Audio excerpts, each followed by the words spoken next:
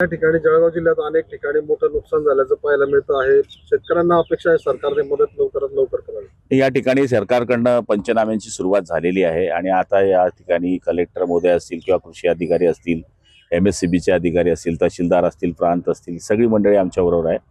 त्यामुळे हे पंचनामे आटोपल्यानंतर निश्चितपणाने शेतकऱ्या भरपाई मिळणार आणि 10:30 वाजता आम्ही विमा कंपनीबरोबर सुद्धा या ठिकाणी बैठक लावलेली आहे. ज्या ज्या शेतकऱ्यांचं नुकसान झालेलं आहे त्या शेतकऱ्यांना नुकसान भरपाई कशी मिळेल याच्याकरता आमचे सगळे 100% प्रयत्न आहेत. त्याच्यामध्ये बऱ्याच ठिकाणी MSCBचे पोल पडल्यामुळे लाईट विस्कळीत झालेली आहे, पाणी व्यवस्था विस्कळीत झालेली आहे, झाडं कोलमडलेली आहे. त्याच्यामुळे चौफेर नुकसान झाल्यामुळे प्रशासन आपल्या परीनं जोरात तयारी करून काम करत आहे. विमा कंपन्यांचे बऱ्याच वेळेला वाईट अनुभव आलेले आहेत की पंचनामे होतात, सगळं होतं, नंतर मात्र मदत करताना मोठ्या अडचणीचा सामना शेतकऱ्यांना. त्याच्यामधल्या काही छोट्या मोठ्या ज्या त्रुटी आहेत आत्ताच कलेक्टरांनी सगळ्या शेतकऱ्यांना समजून सांगितलं की कशा पद्धतीनं आपलं माहिती भरायला पाहिजे.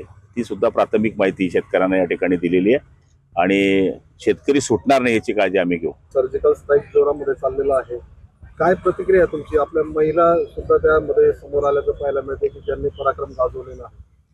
का भारत हा या ठिकाणी योद्ध्यांचा देश आहे आणि त्यामुळे ज्या ठिकाणी गरज होती त्या ठिकाणी पंतप्रधान नरेंद्र मोदींनी जे कार्य केलेलं आहे, जे काम केलेलं आहे, त्याच्यामुळे साहजिक प्रत्येक भारतीयाला गर्व वाटेल अशा पद्धतीचं चित्र पुऱ्या भारतीयामध्ये आहे. आणि देशाने या ठिकाणी हे सिद्ध केलेलं आहे की तुम्ही आमच्यावर कोणतेही आक्रमण कराल तर आमचा देश त्याला प्रत्युत्तर देऊ शकतो. हे आज सिद्ध झालेलं आहे. स्थानिक स्वराज्य संस्थांच्या निवडणुका 4 महिन्यात घेण्यात याव्या असं सांगितलं जातंय. किती तयारी सरकारची आणि मुदतीत होतील काय निवडणुका? हे बघा, अजून काल परवाच याची घोषणा झालेली आहे. त्यात हे सर्जिकल स्ट्राईक चालू आहे, ही वादळी वारा सुरू आहे. तर सगळ्यात प्राथमिक आता आमचा देश आणि शेतकरी हे महत्वाचं आहे. निवडणुका होत राहतील. युद्ध पर्यायाने अतिरेकांना शोधा असं राज ठाकरे म्हणतात. ते जातील ना, शोधाला जातील.